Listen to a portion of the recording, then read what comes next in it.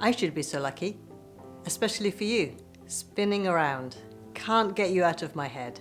No, these are not random thoughts I have intermittently throughout the day. These are, of course, a few of the many hits of Kylie Minogue, the subject of this video's Celebrity Spotlight.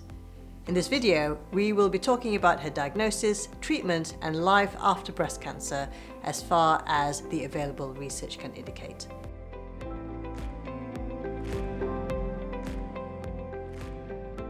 Hi, my name is Dr Tasha and I'm a breast cancer surgeon. For those who don't know who Kylie Minogue is, or Kylie for short, she rose to fame as Charlene in a very popular sitcom called Neighbours. This launched her career as a singer, and since then she has dominated world pop for over 3 decades. Kylie was diagnosed with breast cancer in May 2005 at the age of 36. I remember having had my diagnosis, but the world didn't know. I was with my brother and my boyfriend at the time. We were all in a daze and went to a cafe. The server at the cafe was like, "Hey, how are you today?" We just kind of robotically said, "Good, thanks." And in that moment, I just thought, you really don't know what anyone is going through. I thought that same person by tomorrow is going to see the news and say, "Oh my God, she was here yesterday and we didn't know." At the time of her diagnosis, Kylie was in the middle of her showgirl tour and had to cancel the final leg of the tour. She was also about to appear and sing in Glastonbury for the first time, which she had to cancel. Instead, she watched it on TV with her family in Australia whilst preparing for her treatment. Like anyone going through breast cancer, Kylie had to hit the pause button on her life. 4 days after that diagnosis, Kylie underwent a lumpectomy followed by chemotherapy. So why did Kylie have a lumpectomy and not a mastectomy? Well, I don't have a hotline to Kylie to ask her, but let's talk about why someone would have a lumpectomy and not a mastectomy. Okay, so first of all, what is the difference between a lumpectomy and a mastectomy?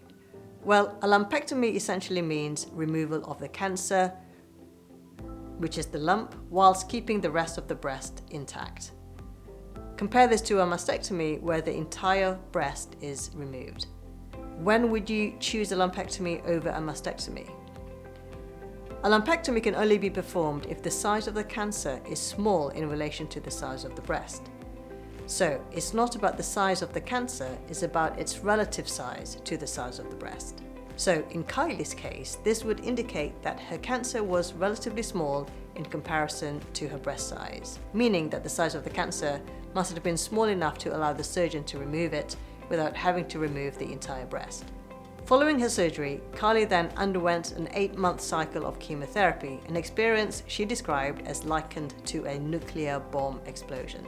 What would have been the possible indications for chemotherapy? Well, these are triple negative cancer. That is when the cancer doesn't express the estrogen, progesterone or HER2 receptors. An aggressive grade 3 cancer. If the cancer is node positive, meaning that the cancer had spread to the glands in her armpit, and a HER2 positive cancer. Kylie's chemotherapy was then followed by radiotherapy treatment, and this is X-ray treatment that happens daily for a duration of anything up to 3 weeks.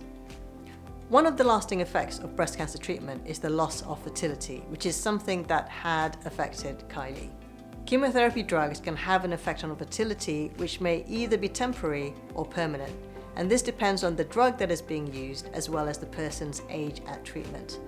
The older you are, the more likely the fertility will be permanent. And so if you have not had children or would like to have more children and haven't yet completed your family, it is really important to raise the question of fertility preservation with your oncologist prior to commencing chemotherapy treatment. In addition, patients are advised to avoid getting pregnant whilst having chemotherapy, as the treatment can cause harm to an unborn baby. Plus, endocrine treatments such as tamoxifen can also complicate fertility. This part of the treatment had affected Kylie deeply. Kylie hadn't had children before her breast cancer treatment, and she has talked about what might have been. I don't want to dwell on it, obviously, but I wonder what would have been like.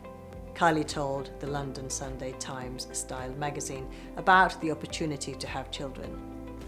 When anybody famous talks publicly about their illness, this does impact the wider world and the public.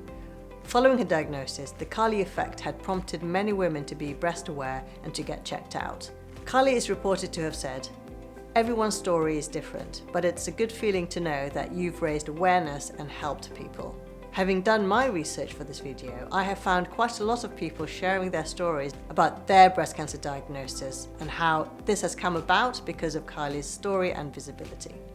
So what happened next in Kylie's story? 14 years later, after her diagnosis, in 2019, Kylie made her appearance on the Pyramid stage in Glastonbury. In 2005, I was meant to be here on this very stage.